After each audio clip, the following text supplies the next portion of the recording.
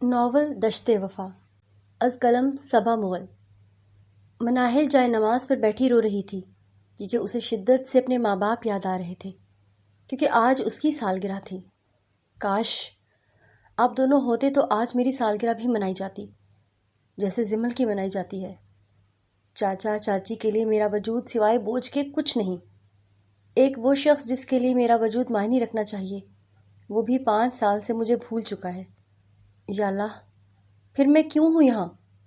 کاش یہاں سے سب کی نظروں سے غائب ہو سکتی میں، تو سب کے سارے ہی مسئلے حل ہو جاتے۔ وہ اللہ کے روبرو بیٹھی اپنے شکوے کر رہی تھی۔ اسی وقت چچی کی تیز آواز نے اس سے جو بوکھلا کے رکھ دیا۔ او منحوس، کہاں گئی؟ اسی وقت کسی ملازم نے ان کو بتایا کہ اس کے نماز پڑھنے کا، تو وہ غصے سے بولی، جب دیکھو نماز کے بہانے کام چھوڑ کر بھاگ جاتی ہے۔ آ رہی ہوں چچی۔ وہ جلدی سے جائے نماز لپیٹ کر نیچے کی طرف بھاگی، بوکھلا کر۔ اس کے ہر انداز میں عجلت تھی، کیونکہ چچی کے غصے سے وہ اچھی طرح سے واقف تھی۔ شیشے کے کرچی کرچی ہونے کی آواز پورے لاؤنج میں کسی دھماکے کی طرح گونجی تھی۔ مناہل کے ہاتھ پاؤں یکدم سن ہو گئے۔ اس کے سامنے فرش پر وہ اوریجنل کرسٹل کا گلدان بکھرا پڑا تھا جو شہناز بیگم نے خاص طور پر فرانس سے منگوایا تھا، اور جسے چھونا تو دور کی بات، ملازموں کو اس کی طرف دیکھنے کی بھی اجازت نہ تھی۔ یا اللہ، اب میرا کیا ہوگا؟ مناہل کا چہرہ زرد پڑ گیا۔ وہ جانتی تھی کہ شہناز بیگم اس گلدان کی خاطر اسے زندہ دفن کر دیں گی۔ ابھی 2 دن پہلے ہی تو انہوں نے اسے تھپڑوں سے نوازا تھا، اور اب یہ جرم عظیم، اس فرانسی واز کا ٹوٹنا، اس کے لیے ایک مصیبت تھا۔ اوپر سے شہناز بیگم کے کمرے کا دروازہ کھلنے کی آواز آئی۔ مناہل کے پاس سوچنے کا وقت نہیں تھا۔ وہ دیوانہ وار بھاگی۔ اسے سمجھ نہیں آ رہا تھا کہ کہاں چھپے۔ راہداری کے آخر میں اسے کمرہ کھلا نظر آیا۔ وہ بغیر سوچے سمجھے اندر داخل ہوئی اور اندھیرے میں پردے کے پیچھے چھپ کر کھڑی ہو گئی۔ کچھ ہی دیر گزری تھی کہ کمرے کی لائٹ آن ہوئی۔ مناہل نے خوف سے اپنی آنکھیں میچ لیں اور کپکپانے لگی۔ اسے لگ رہا تھا کہ شہناز بیگم اس کا پیچھا کرتے ہوئے یہاں پہنچ گئی ہیں اور اب اس پر قیامت ٹوٹنے والی ہے۔ لیکن جب کوئی آواز سنائی نہ دی تو اس نے آہستہ سے آنکھیں کھولی اور ڈرتے ڈرتے سر نکال کر سامنے دیکھنا چاہا۔ سامنے موجود شخص کو دیکھ کر اسے جھٹکا لگا۔ وہ تو اس کے واپس آنے کی امید کھو چکی تھی۔ وہ شخص اپنی شرٹ کے بٹن کھولتا ڈریسنگ مرر کی طرف رخ کیے ہوئے تھا۔ قداور شخصیت، مضبوط شانے اور روب دار سراپا۔ وہ کوئی اور نہیں، وجدان ملک تھا، اس گھر کا اکلوتا بیٹا جو برسوں بعد بیرون ملک سے واپس لوٹا تھا۔ مناہل تیزی سے واپس اپنی جگہ پر چھپ گئی۔ تبھی وجدان نے اپنی شرٹ اتاری اور لاپرواہی سے واش روم میں گھس گیا۔ مناہل کا دل اس کے سینے سے باہر آنے کو تھا۔ وہ وجدان کے باہر آنے سے پہلے یہاں سے نکل جانا چاہتی تھی، کیونکہ وہ جانتی تھی کہ وجدان اسے سخت ناپسند کرتا ہے۔ بچپن میں بھی وہ اسے کبھی برداشت نہیں کر پاتا تھا، اور اب تو وہ ایک اجنبی بن چکا تھا اس کے لیے۔ جیسے ہی واش روم کا دروازہ بند ہوا، مناہل نے بھاگنے کے لیے پر تولے تھے۔ وہ پردے کے پیچھے سے نکلی اور تیزی سے دروازے کی طرف لپکی۔ ابھی وہ راستے میں ہی تھی کہ اچانک واش روم کا دروازہ کھلا اور وجدان شاید تولیہ لینے کے لیے باہر پلٹا تھا۔ دھڑام! تیزی سے باہر آتے وجدان کا مناہل سے زوردار ٹکراؤ ہوا۔ تصادم اتنا شدید تھا کہ اگر وجدان بروقت اسے اپنی مضبوط باہوں میں نہ تھامتا تو وہ سنگ مرمر کے فرش پر زمین بوس ہو جاتی۔ مناہل نے گھبراہٹ میں وجدان کے کندھوں کو مضبوطی سے تھام لیا، جبکہ وجدان کے بازو اس کی کمر کے گرد حمائل تھے۔ مناہل نے خوف سے آنکھیں بند کر رکھی تھیں، اس کے ہونٹ لرز رہے تھے۔ وجدان ساکت کھڑا اپنی باہوں میں موجود اس لڑکی کو دیکھتا رہ گیا جس کی لمبی پلکیں گالوں پر لرز رہی تھیں۔ اسے ایک پل نہیں لگا اسے پہچاننے میں، اس کے مرحوم تایا یاور ملک کی یتیم بیٹی مناہل ملک۔ لیکن یہ کیا؟ اس کا حلیہ تو کسی گھر کی شہزادی جیسا نہیں بلکہ ملازمہ جیسا تھا۔ پرانا گلابی جوڑا جس کا اصل رنگ ماند پڑ چکا تھا، اور چہرے پر موجود سہمے ہوئے تاثرات وجدان کو الجھا گئے تھے۔ اس نے مناہل کو سیدھا کھڑا کیا اور تھوڑا پیچھے ہٹتے ہوئے سرد اور سپاٹ لہجے میں پوچھا، تم یہاں میرے کمرے میں کیا کر رہی ہو؟ وجدان کی سرد مہری پر وہ ایک بار پھر لرز گئی تھی۔ پلیز مجھے مت مارنا، میں نے وہ جان بوجھ کر نہیں توڑا۔ وہ گلدان میرے ہاتھ سے پھسل گیا تھا۔ مناہل خوف سے ہکلاتے ہوئے کہہ رہی تھی، کون سا گلدان؟ اور تمہیں مارے گا کون؟ وجدان نے حیرانی سے اس کو دیکھ رہا تھا۔ چچی، شہناز بیگم، انہیں مت بتائیے گا کہ میں یہاں ہوں، وہ مجھے مار ڈالیں گی۔ وہ فرانس والا کرسٹل واز ٹوٹ گیا ہے، وہ روتے ہوئے التجائیہ انداز میں بولی تھی۔ تبھی وجدان کی نظر مناہل کے گال پر پڑی، جہاں انگلیوں کے پرانے نشان اب بھی نمایاں تھے۔ یہ نشان؟ کیا انہوں نے پہلے بھی مارا ہے؟ وجدان نے بے یقینی سے پوچھا تھا۔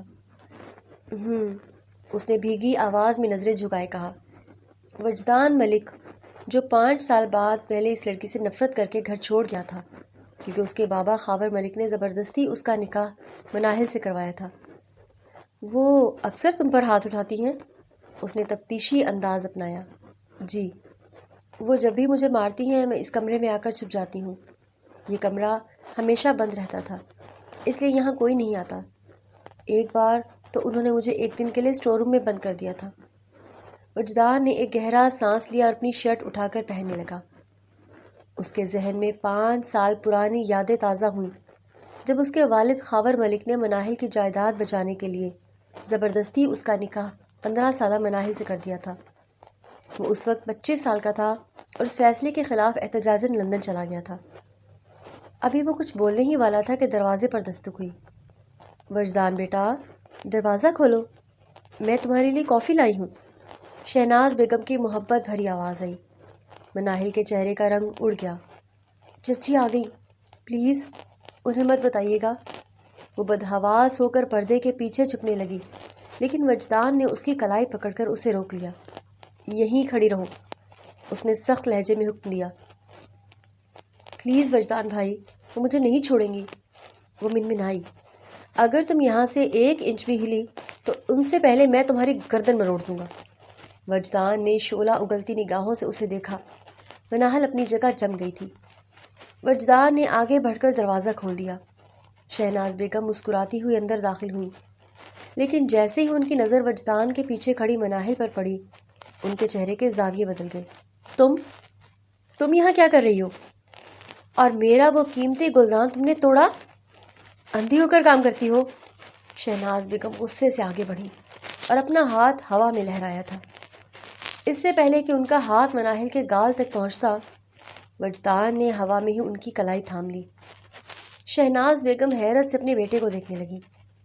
وجدان نے جب اپنی ماں کا ہاتھ ہوا میں روکا تو شہناز بیگم ایک لمحے کو ساکت رہ گئی، مگر اگلے ہی پل وجدان نے بڑی مہارت سے ماحول کو بدلا۔ موم، آپ ابھی آئی ہیں اور آتے ہی غصہ؟ میں نے اسے پانی کے لیے بلایا تھا۔ چھوڑیں ان باتوں کو، آپ بتائیں کیسی ہیں؟ وجدان ان کی کلائی چھوڑ کر شہناز بیگم کے کندھوں کے گرد بازو پھیلائے اور انہیں صوفے کی طرف لے گیا۔ شہناز بیگم کا غصہ وجدان کے لمس اور اس کے لہجے کی مٹھاس سے برف کی طرح پگھلنے لگا۔ میرا بچہ، تم کیا جانو اس لڑکی نے میرا کتنا نقصان کیا ہے۔ وہ فرانس سے منگوایا ہوا اوریجنل کرسٹل کا گلدان مجھے بہت پیارا تھا، اسے کہا بھی تھا اس سے دور رہنا، لیکن خیر تم آ گئے ہو تو سب دکھ بھول گئی ہوں۔ انہوں نے وجدان کا ماتھا چوما اور اس کے چہرے کو ہاتھوں میں بھر لیا۔ 5 سال وجدان، 5 سال تم اپنی ماں سے دور رہے، اب میں تمہیں کہیں نہیں جانے دوں گی۔ میں نے تمہاری پسند کے سارے کھانے بنوائے ہیں۔ میں بھی کہیں نہیں جا رہا موم۔ وجدان نے معنی خیزی سے مناہل کی طرف دیکھا جو ابھی تک بت بنی کھڑی تھی۔ مناہل، تم جاؤ اب۔ وجدان کے کہنے پر وہ سرپٹ وہاں سے بھاگی تھی۔ شہناز بیگم نے اس کے جاتے ہی وجدان کا ہاتھ تھاما۔ وہ تو بالکل بدتمیز اور جاہل کی جاہل رہی، پر تم دیکھنا، میں نے تمہارے لیے نتاشا چودھری کو پسند کیا ہے، چودھری صاحب کی بیٹی ہے، بالکل تمہارے جوڑ کی۔ کل پارٹی میں دیکھو گے تو دل دے بیٹھو گے۔ وجدان صرف مسکرا دیا، ایک ایسی مسکراہٹ جس کے پیچھے طوفان چھپا ہوا تھا۔ ملک ولا کا ڈائننگ ہال آج روشنیوں سے جگمگا رہا تھا۔ میز پر لذیذ کھانوں کی خوشبو پھیلی ہوئی تھی۔ خاور ملک اپنی کرسی پر براجمان تھے اور بیٹے کی واپسی پر بے حد خوش نظر آ رہے تھے۔ ہاں تو وجدان، اب بزنس کے کیا ارادے ہیں؟ میں چاہتا ہوں کہ اب تم ملک انڈسٹریز کی باغ ڈور سنبھالو۔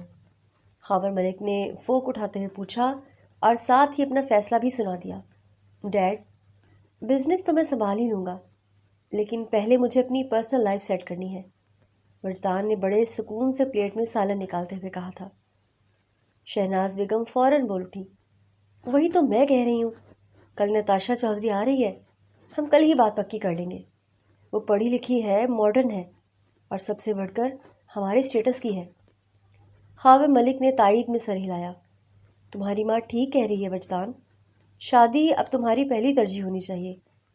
وجدان نے ایک گہرا سانس لیا اور نوالا منہ میں ڈالنے سے پہلے رک گیا۔ لیکن میری شادی تو ہو چکی ہے، اب بس رخصتی ہونی ہے۔ پورے ہال میں ایسی خاموشی چھائی کہ گرتی ہوئی سوئی کی آواز بھی سنائی دے۔ خاور ملک کا ہاتھ ہوا میں رک گیا اور شہناز بیگم کے ہاتھ سے چمچ پلیٹ میں گر گیا۔ کیا مطلب؟ کس سے ہوئی تمہاری شادی؟ خاور ملک نے دھاڑ کر پوچھا۔ ڈیڈ، یادداشت پر زور دیں، 5 سال پہلے آپ ہی نے تو میرا نکاح اپنی یتیم بھتیجی مناہل ملک سے کیا تھا۔ میں اس وقت ناراض ہو کر گیا تھا، مگر نکاح تو ختم نہیں ہوا تھا۔ وجدان نے طنزیہ انداز میں باپ کی آنکھوں میں آنکھیں ڈال کر کہا تھا۔ اس کا انداز جتانے والا تھا۔ وہ تو ایک مجبوری تھی، شہناز بیگم چیخیں۔ بزنس کو بچانے کے لیے ایک کاغذ کا ٹکڑا تھا بس۔ تم اس 2 ٹکے کی لڑکی کو اپنی بیوی مان رہے ہو؟ ہم نے تمہارے لیے نتاشا جیسی لڑکی کا سوچا ہے، اور تم 2 ٹکے کی؟ وجدان کا لہجہ اب سرد پڑ چکا تھا۔ موم، وہ اس گھر کی آدھی جائیداد کی مالکن ہے جس کی بدولت ہم اس وقت اس شاہانہ ڈنر ٹیبل پر بیٹھے ہیں۔ کیا میں جان سکتا ہوں کہ اس گھر کی مالکن اسٹور روم میں کیوں سوتی ہے؟ خاور ملک نے میز پر مکہ مارا۔ وجدان، اپنی حد میں رہو۔ وہ لڑکی صرف اس لیے یہاں ہے کہ جائیداد باہر نہ جائے، ورنہ اس کی حیثیت کچھ بھی نہیں ہے۔ تو پھر ٹھیک ہے، آج سے وہ کچھ بھی نہیں، مسز وجدان ملک کہلائے گی۔ وجدان نے کرسی پیچھے کی اور بلند آواز میں پکارا، مناہل۔ مناہل جو کچن کے دروازے کے پیچھے کھڑی یہ سب سن رہی تھی اور خوف سے لرز رہی تھی، کانپتی ہوئی اندر داخل ہوئی تھی۔ یہاں آؤ اور میرے برابر والی کرسی پر بیٹھو، وجدان نے حکم دیا۔ وجدان، یہ نہیں ہوگا۔ شہناز بیگم کھڑی ہو گئی۔ اس منحوس کو میں اپنے ساتھ دسترخوان پر نہیں بٹھاؤں گی۔ اپنی سالگرہ کے دن ماں باپ کو کھا گئی تھی یہ لڑکی، اب ہماری خوشیوں کو کھا جائے گی۔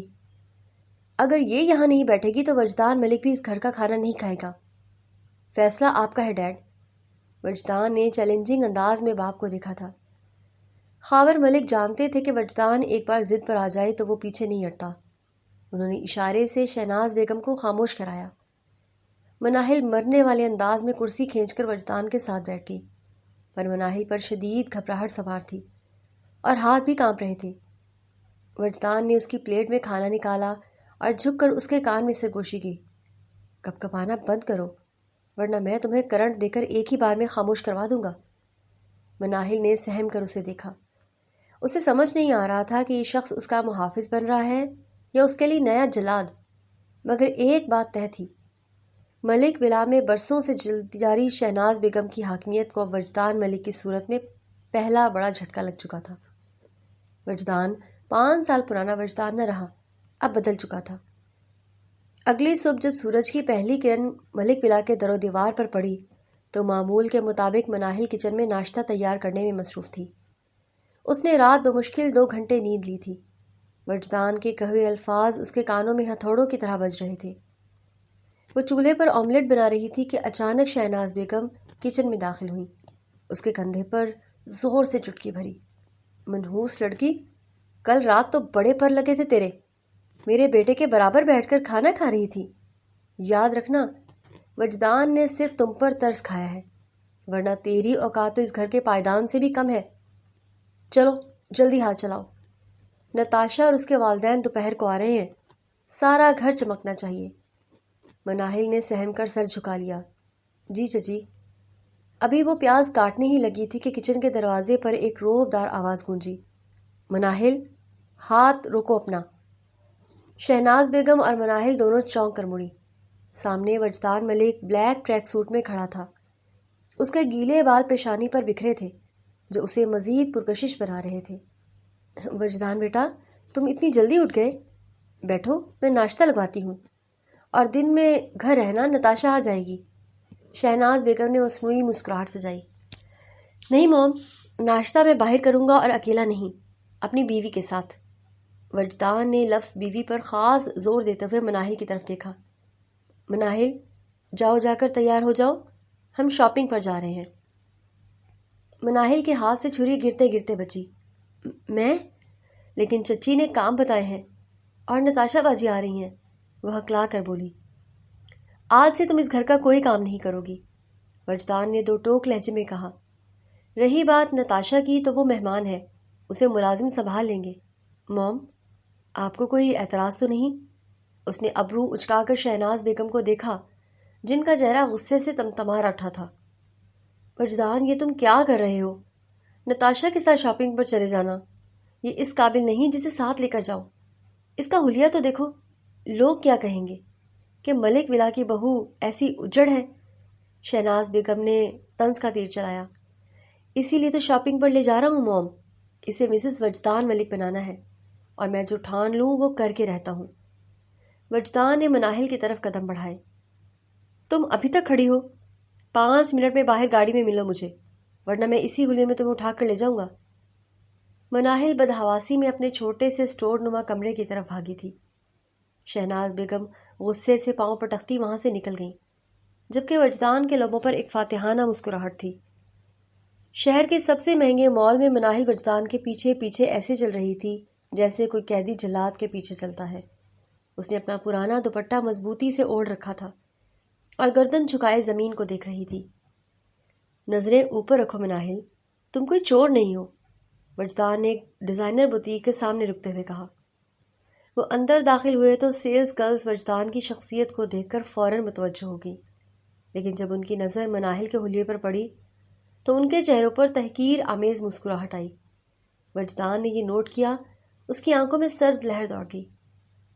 اسے اس مال کا سب سے بہترین اور مہنگا لباس دکھاؤ، پارٹی کے حساب سے، وجدان نے صوفے پر بیٹھتے ہوئے حکم دیا۔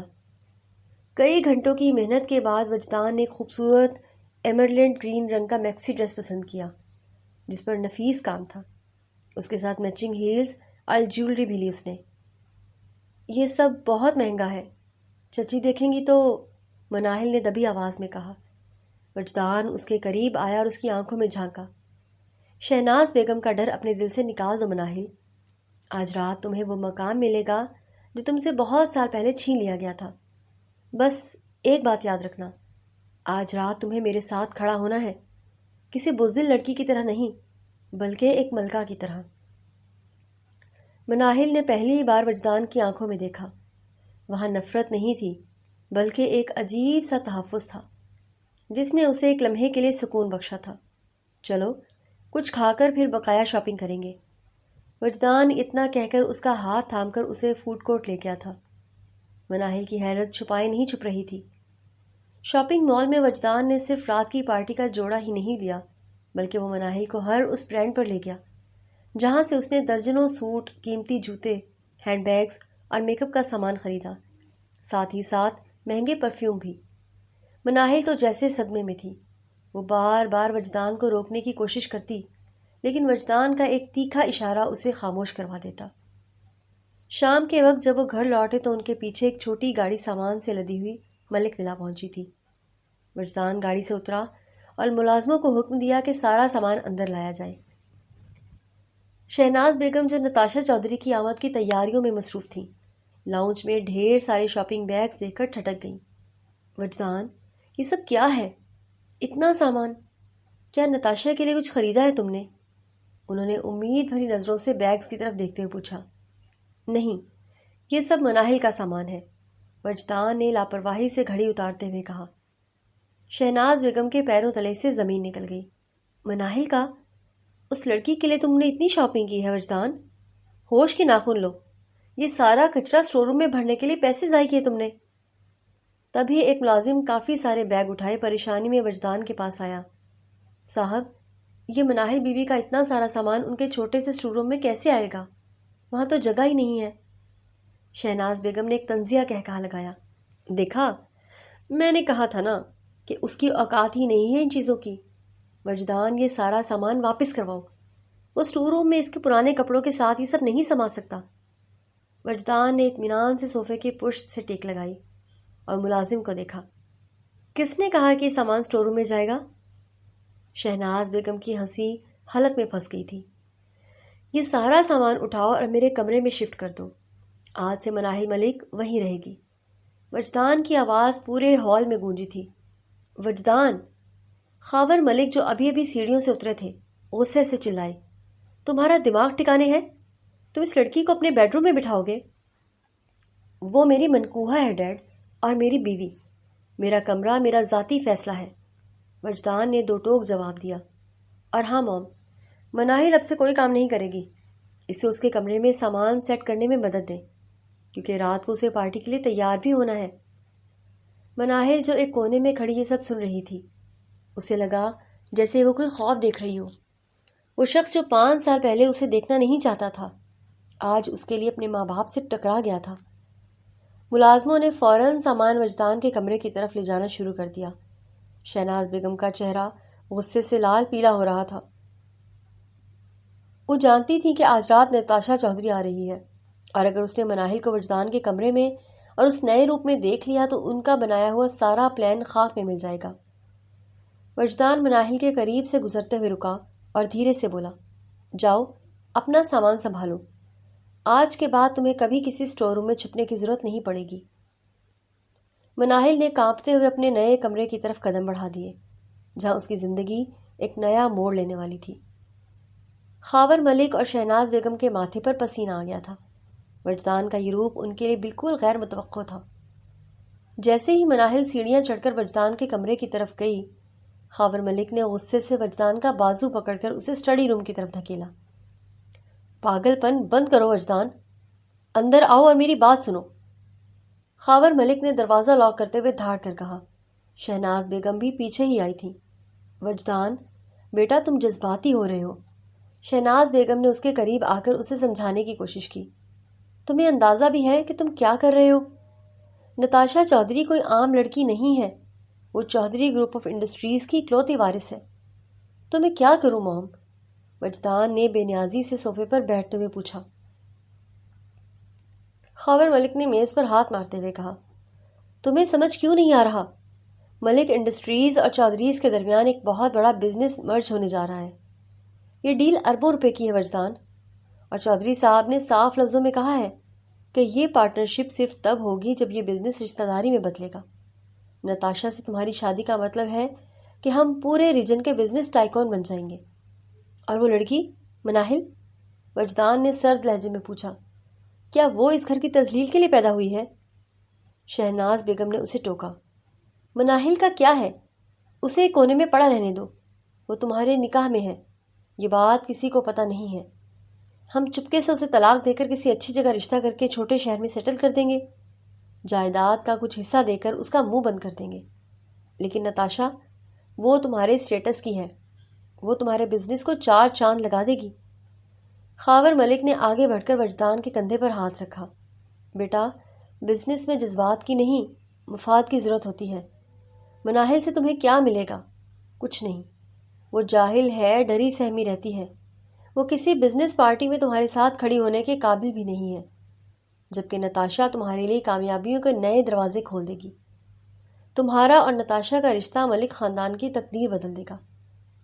وجدان ایک لمحے کے لیے خاموش رہا، پھر وہ دھیرے سے اٹھا اور اپنے باپ کی آنکھوں میں آنکھیں ڈال کر بولا، ڈیڈ، آپ کو بزنس مرج کرنے کی فکر ہے اور مجھے اپنے ملک ہونے کی غیرت کی۔ جس جائیداد کے بلبوتے پر آپ چودھری سے ڈیل کر رہے ہیں، اس کا آدھا حصہ مناہل کے نام ہے۔ کیا چودھری صاحب کو پتہ ہے کہ ان کا ہونے والا داماد اپنے چچا کی اکلوتی بیٹی کا حق مار کر امیر بنا ہے؟ خاور ملک کا چہرہ غصے سے سرخ ہو گیا۔ زبان سنبھال کر وجدان۔ رہی بات نتاشا کی، وجدان نے دروازے کی طرف بڑھتے ہوئے کہا، تو اسے کہہ دیں کہ ملک ولا میں اس کا استقبال ایک مہمان کے طور پر تو ہو سکتا ہے، لیکن اس گھر کی بہو کی کرسی اب خالی نہیں ہے، وہ بھری جا چکی ہے۔ وجدان اسٹڈی روم سے باہر نکل گیا۔ پیچھے شہناز بیگم اور خاور ملک ایک دوسرے کا منہ دیکھتے رہ گئے۔ خاور، یہ لڑکا تو ہمارے ہاتھ سے نکل رہا ہے، شہناز بیگم نے لرزتی آواز میں کہا۔ نہیں شہناز، وہ ابھی نتاشا کے سحر میں نہیں آیا۔ آج رات کی پارٹی میں جب وہ نتاشا کو دیکھے گا تو خود بخود مناہل کو بھول جائے گا۔ ہمیں بس کسی طرح مناہل کو آج کی پارٹی سے دور رکھنا ہے۔ یہ کہتے ہوئے خاور ملک کی آنکھوں میں چمک تھی۔ شام کے سائے ڈھل چکے تھے، رات کے آثار نمودار ہو چکے تھے۔ ملک ولا کے صدر دروازے پر ایک لگژری گاڑی آ کر رکی۔ شہناز بیگم اور زمل لاؤنج میں بیٹھی تھیں، جن کو پارلر کے لیے نکلنا تھا۔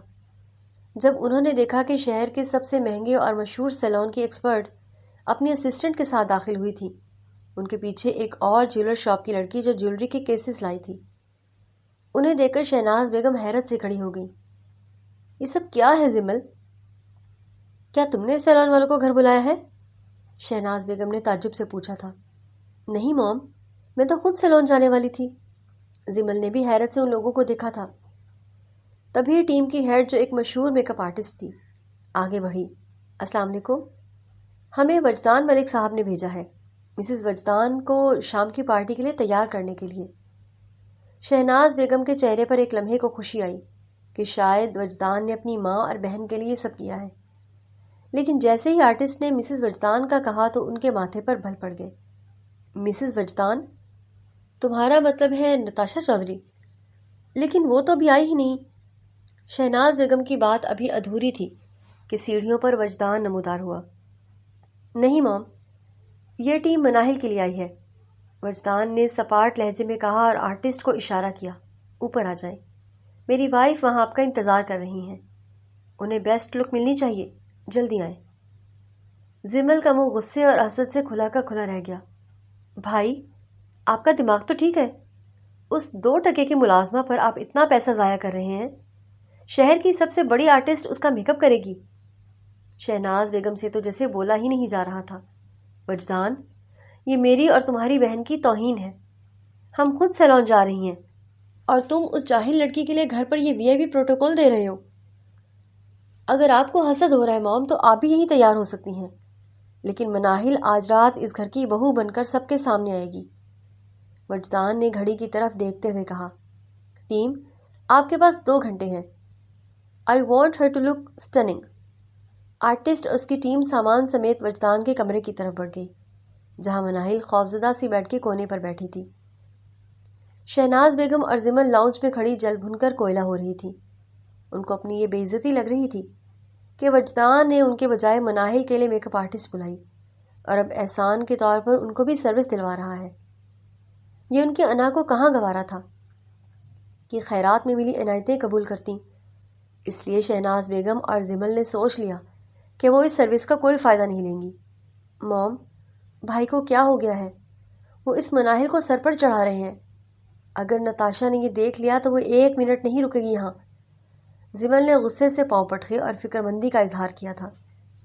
فکر مت کرو زمل، ہیروں کے ہار پہننے سے کوئلہ ہیرا نہیں بن جاتا۔ وہ جاہل لڑکی ان قیمتی لباسوں میں اور بھی مضحکہ خیز لگے گی۔ دیکھنا، آج رات وہ سب کے سامنے تماشا بنے گی اور وجدان خود اسے دھکے دے کر باہر نکالے گا۔ شہناز بیگم کی آنکھوں میں نفرت کی آگ دہک رہی تھی۔ اوپر کمرے میں مناہل کے چہرے پر فیشل اور میک اپ کے مراحل شروع ہو چکے تھے۔ وہ آئینے میں اپنا عکس دیکھ رہی تھی، جس میں آہستہ آہستہ ایک نئی مناہل ملک جنم لے رہی تھی، ایک ایسی مناہل جسے اب اپنے شوہر کے مان پر کھڑا ہونا تھا۔ ملک ولا کا لان اور ہال روشنیوں سے نہایا ہوا تھا۔ شہر کے بڑے بڑے نام، بزنس ٹائکونز اور بیوروکریٹس وہاں موجود تھے۔ شہناز بیگم اور خاور ملک داخلی راستے پر کھڑے مہمانوں کا استقبال کر رہے تھے، لیکن ان کی نظریں بار بار دروازے کی طرف اٹھ رہی تھیں جہاں سے نتاشا چودھری کی انٹری ہوئی تھی۔ اچانک کمروں کی فلیش لائٹس چمکی اور نتاشا چودھری اپنے والدین کے ساتھ بڑے ٹھاٹھ سے اندر داخل ہوئی۔ سرخ رنگ کے ڈیزائنر گاؤن میں وہ بے حد پر اعتماد اور سٹائلش لگ رہی تھی۔ ویلکم ویلکم چودھری صاحب، خاور ملک نے گرمجوشی سے ہاتھ ملایا۔ شہناز بیگم نے آگے بڑھ کر نتاشا کو گلے لگایا۔ نتاشا بیٹا، تم تو آج کمال لگ رہی ہو، میری نظریں ہی نہیں ہٹ رہی۔ Thanks aunty. وجدان کہاں ہے؟ میں تو بس اسی سے ملنے کے لیے آئی ہوں۔ نتاشا نے بڑی بے باکی سے ادھر ادھر دیکھتے ہوئے پوچھا۔ وہ بس آتا ہی ہوگا۔ شہناز بیگم نے ابھی جملہ مکمل ہی کیا تھا کہ سیڑھیوں کی طرف موجود مہمانوں میں ایک سرگوشی سی پھیل گئی۔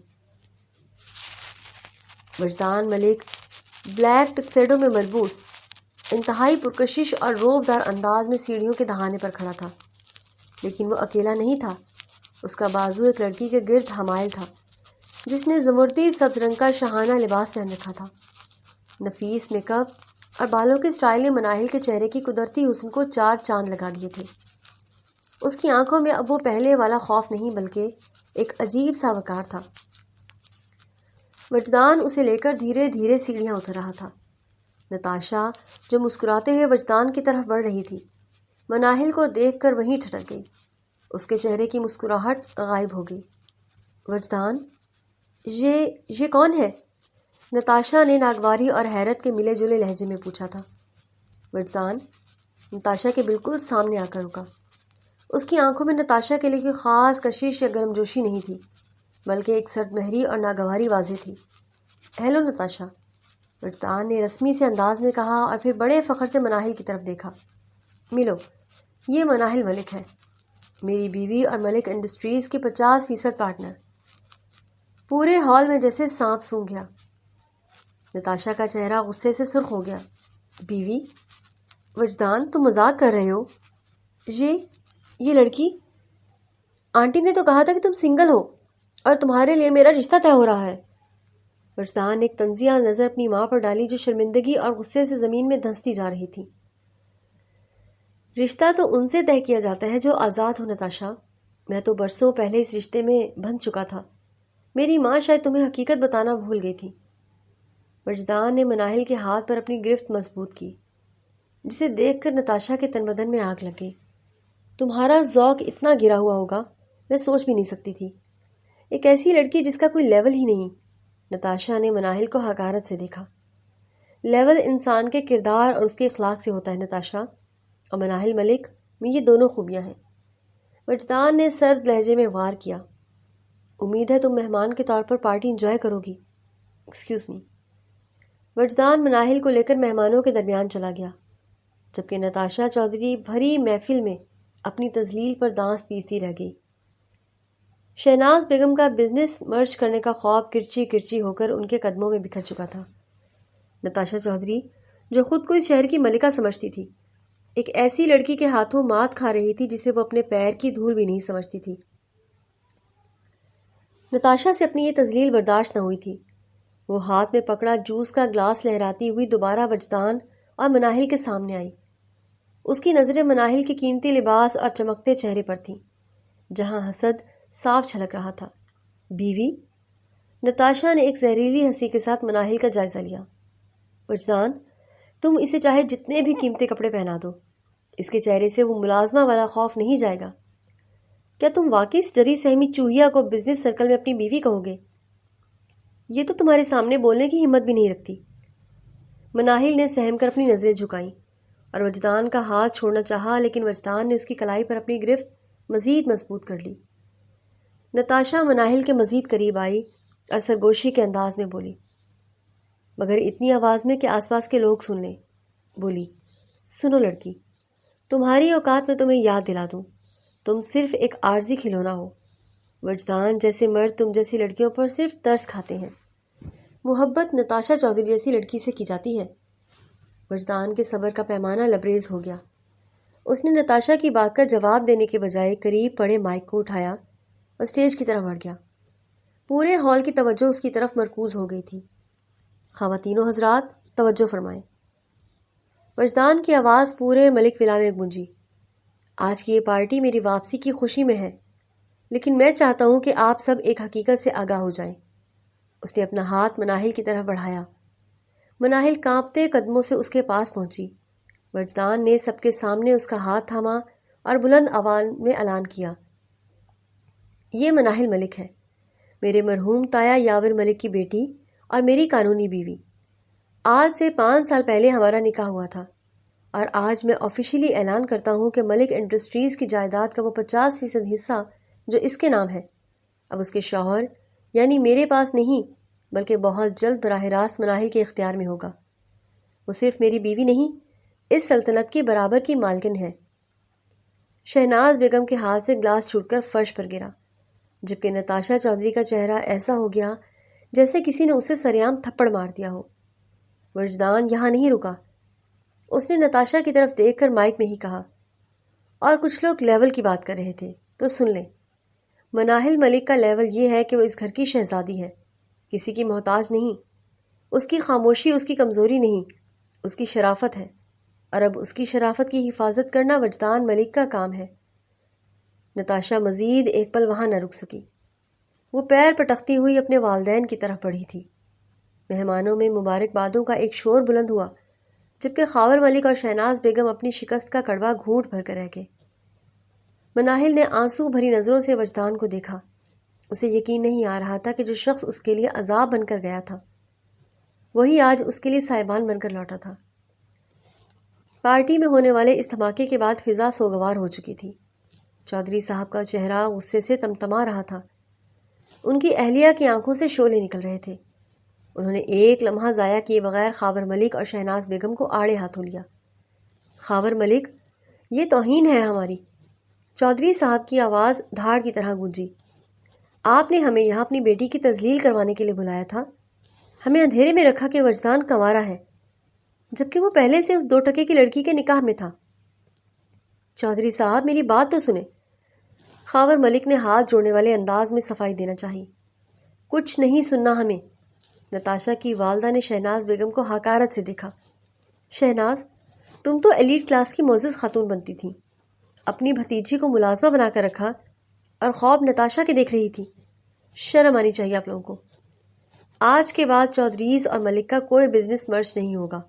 آپ نے صرف رشتہ نہیں، کروڑوں کی وہ ڈیل بھی کھو دی ہے جو ملک انڈسٹریز کو ڈوبنے سے بچا سکتی تھی۔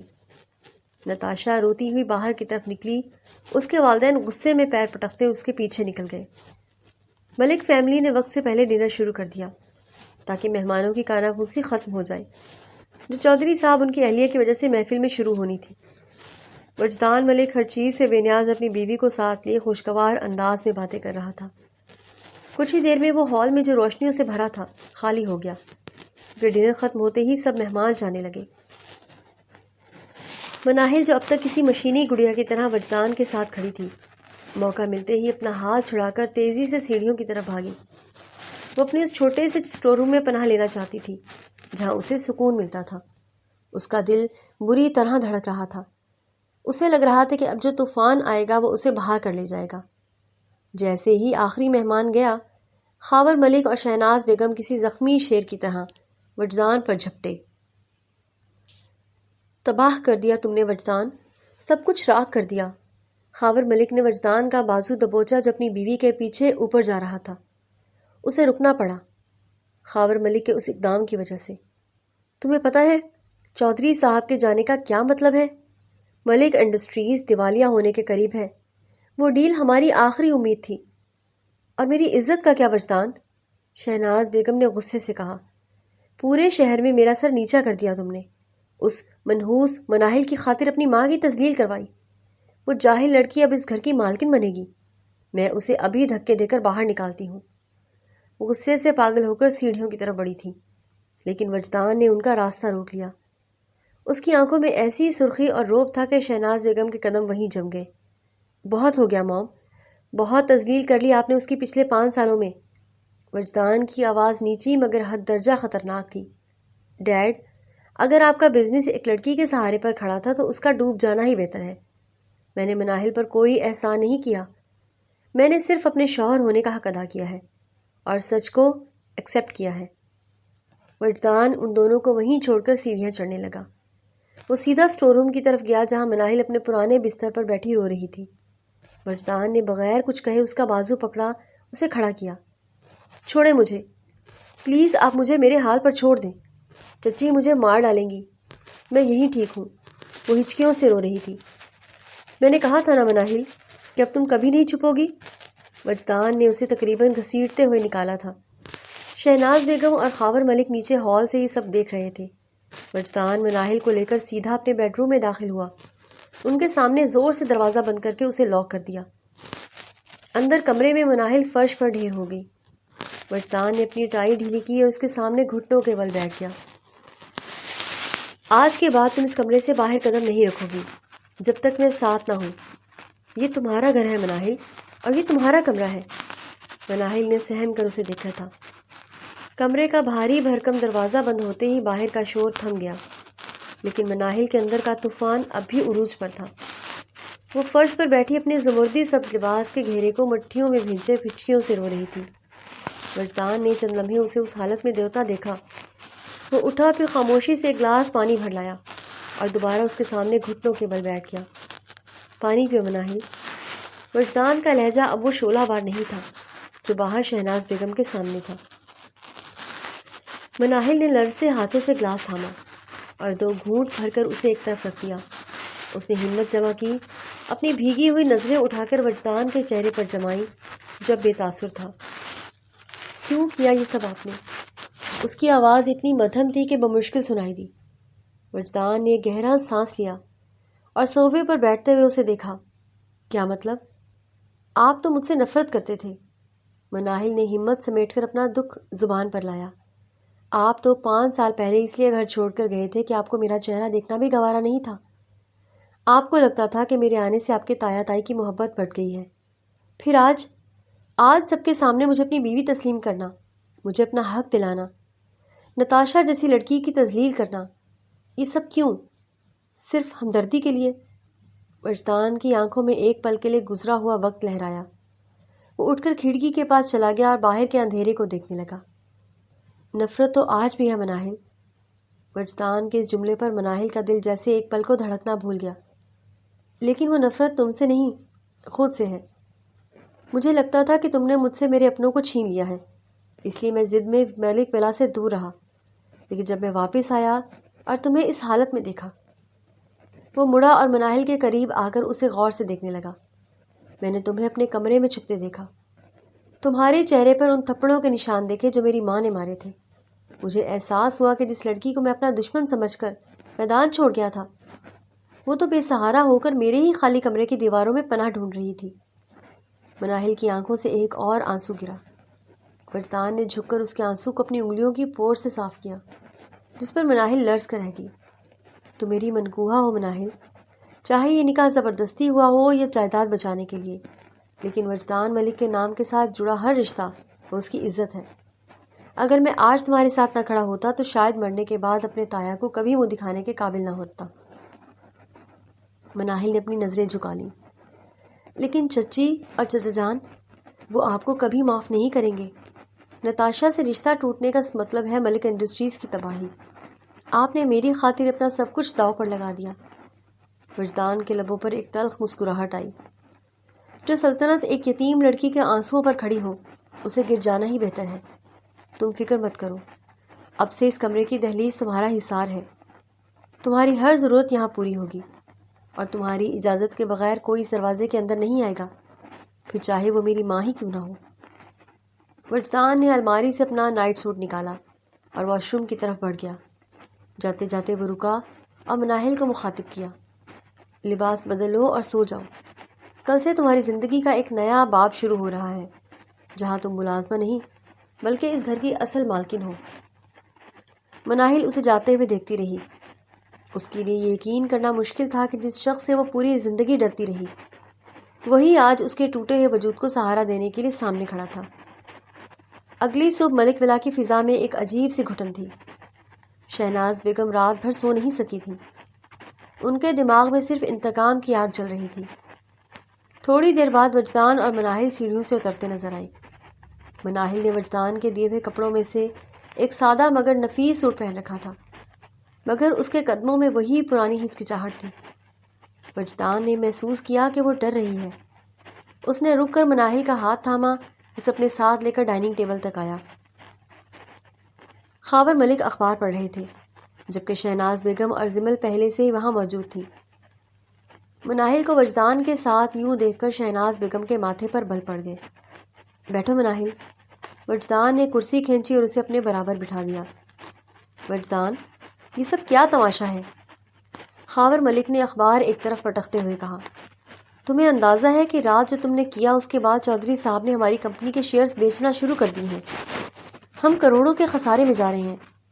ڈیڈ، میں نے رات بھی کہا تھا، بزنس ڈیلز کے لیے میں کافی ہوں، مجھے کسی بیساکھی کی ضرورت نہیں ہے۔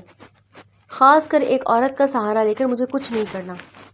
وجدان نے سکون سے جواب دیا اور مناہل کی پلیٹ میں ناشتہ نکالنے لگا۔ شہناز بیگم نے ایک زہریلی نظر مناہل پر ڈالی۔ اچھا، تو اب یہ اس میز پر بیٹھ کر ہمارے ساتھ ناشتہ کرے گی؟ مناہل، کیا تمہیں شرم نہیں آتی؟ جس گھر کو تم نے برباد کیا، جس کی عزت کو خاک میں ملایا، اب وہیں بیٹھ کر لقمے توڑو گی؟ جاؤ کچن میں جا کر کام دیکھو اپنا، یہ جگہ تمہارے لیے نہیں ہے۔ مناہل کے ہاتھ سے نوالا چھوٹ گیا۔ وہ اٹھنے ہی لگی تھی کہ وجدان کے بھاری ہاتھ نے اس کا کندھا دبا کر اسے وہیں بٹھائے رکھا۔ کون سا کام موم؟ وجدان نے چائے کا سپ لیتے ہوئے پوچھا۔ اس گھر میں ملازموں کی فوج ہے اور مناہل اس گھر کی مالکن ہے اور اب کچن کے کام نہیں کرے گی۔ مالکن؟ زمل نے تمسخر سے کہکا لگایا۔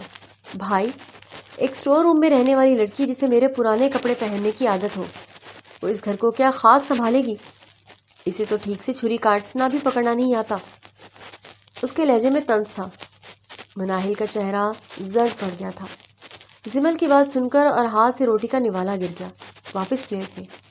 شٹ اپ زمل، آج کے بعد اس طرح بات مت کرنا مناہل کے لیے، کیونکہ اب یہ یتیم مناہل یاور ملک نہیں بلکہ مسز وجدان ملک ہے۔ اگر اب اس طرح سے میں نے تمہیں مناہل سے بات کرتے سنا تو مجھ سے برا کوئی نہیں ہوگا۔ وجدان کے سخت لہجے پر زمل تڑپ کر بولی۔ ڈیڈ، آپ کے ہوتے بھائی میرے ساتھ ایسے بات کر رہے ہیں۔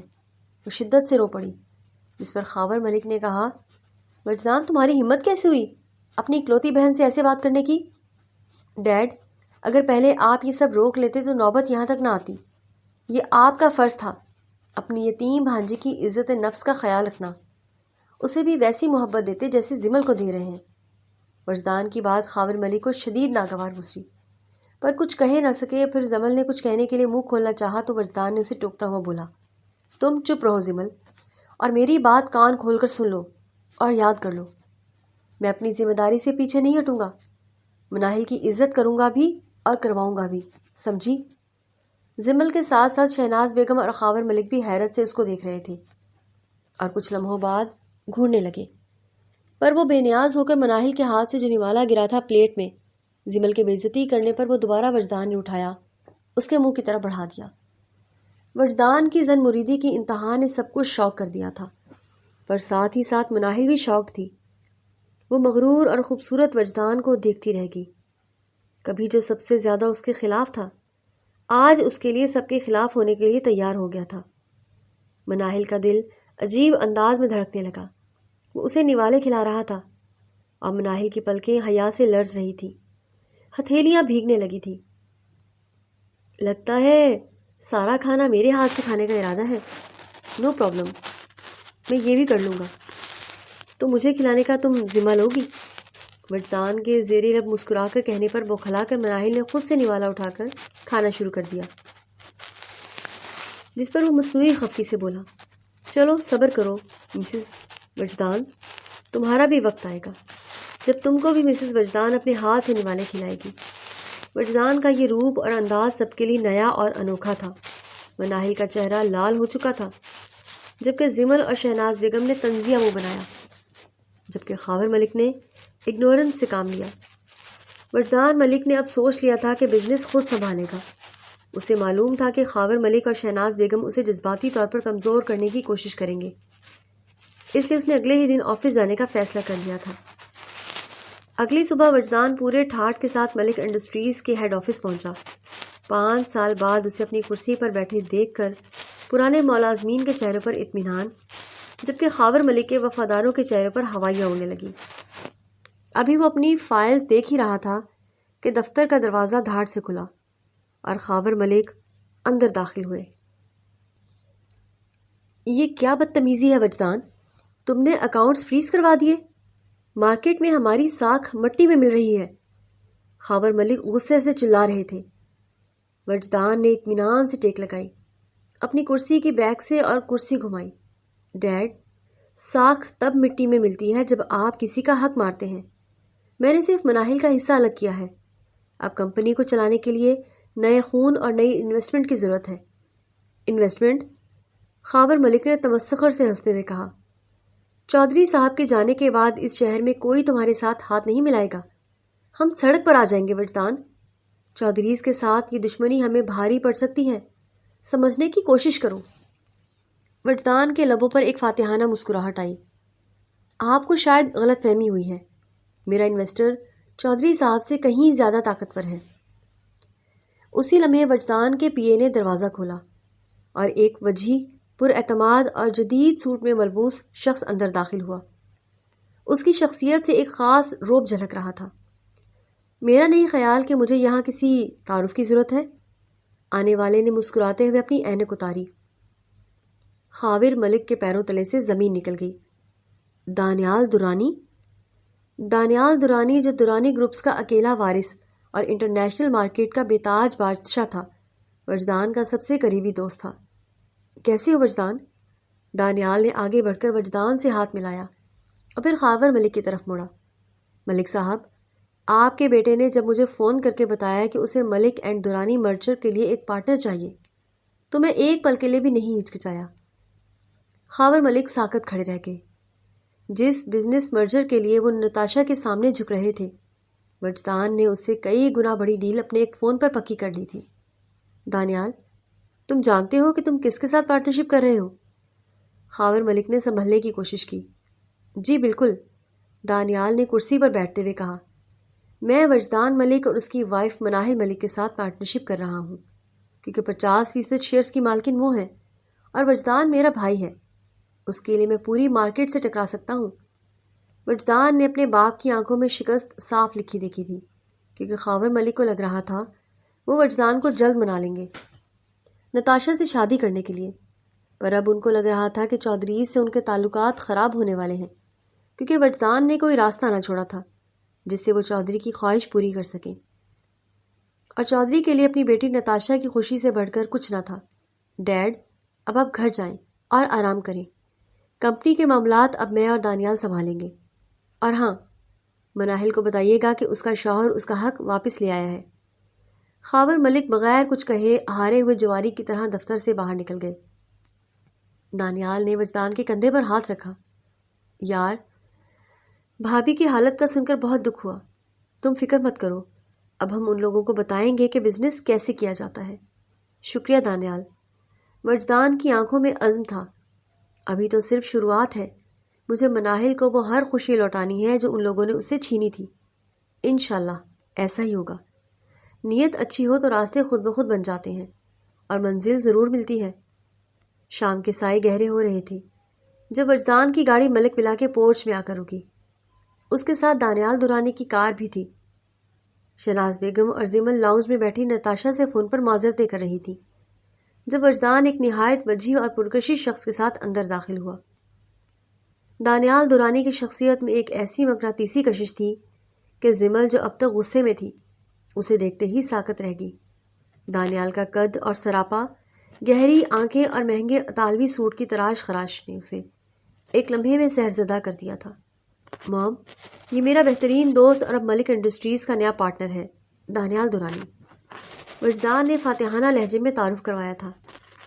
خاور ملک تو پہلے ہی صدمے میں تھے مگر شہناز بیگم دورانی نام سن کر اچھل پڑی. یہ خاندان چودھریز سے کہیں زیادہ امیر اور بااثر تھا. خوش آمدید بیٹا، وجدان نے تمہارے بارے میں بہت بتایا ہے. شہناز بیگم نے فوراً اپنے تیور بدلے اور ایک مصنوعی ممتا بھری مسکراہٹ سجائی تھی. زمل نے اپنے بال درست کیے اور ایک دلکش مسکراہٹ کے ساتھ آگے بڑھی. ہیلو، میں زمل ہوں، وجدان کی چھوٹی بہن. اس کی آواز میں وہ مخصوص لچک تھی جو صرف خاص لوگوں کے لیے بچا کر رکھتی تھی.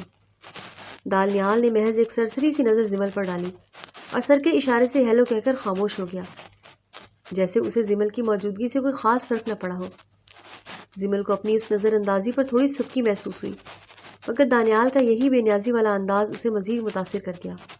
وجدان، بھابھی نظر نہیں آ رہی؟ دانیال نے ادھر ادھر دیکھتے ہوئے پوچھا. وہ اپنے کمرے میں ہوگی، میں بلا کر لاتا ہوں. وجدان نے کہا ہی تھا کہ اوپر سے مناہل اترتی نظر آئی. وہ ایک سادہ سے سفید سوٹ میں تھی، بال پشت پر کھلے تھے اور چہرے پر وہی معصومیت تھی. مناہل، ادھر آؤ. وجدان نے ہاتھ بڑھا کر اسے اپنے پاس بلایا. مناہل ہچکچاتے ہوئے دانیال کے سامنے آ کر کھڑی ہو گئی. دانیال نے نہایت احترام سے سر جھکا کر اسے سلام کیا اور بولا، بھابھی آپ سے مل کر بہت خوشی ہوئی، جس پر وہ مسکرائی اور سلام کا جواب دے کر اس کی خیریت پوچھی تھی۔ وجدان بہت خوش قسمت ہے کہ اسے آپ جیسی باوقار شریک حیات ملی۔ میں آپ کی اور وجدان کی پارٹنرشپ کا خیر مقدم کرتا ہوں۔ مناہل نے دھیمی آواز میں شکریہ کہا تھا۔ شہناز بیگم یہ منظر دیکھ کر اندر ہی اندر جل کر رہ گئی۔ جس لڑکی کو وہ ملازمہ کہتی تھی، آج شہر کا سب سے بڑا بزنس ٹائکون اسے بھابھی کہہ کر عزت دے رہا تھا۔ بھائی، دانیال کو کافی کا تو پوچھیں، یا پھر اگر وہ چاہیں تو میں انہیں گارڈن گھما دوں۔ زمل نے ایک بار پھر اپنی طرف متوجہ کرنے کی کوشش کی۔ دانیال نے گھڑی پر نظر ڈالی۔ شکریہ زمل، لیکن مجھے ایک میٹنگ کے لیے نکلنا ہے۔ وجدان، کل آفس میں ملتے ہیں۔ بھابھی اپنا خیال رکھیے گا۔ دانیال کے جانے کے بعد زمل وہیں کھڑی اسے جاتے ہوئے دیکھتی رہی۔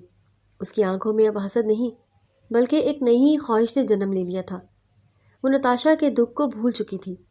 اب اس کی سوچ کا محور دانیال دورانی تھا۔ شہناز بیگم نے وجدان کو گھور کر دیکھا۔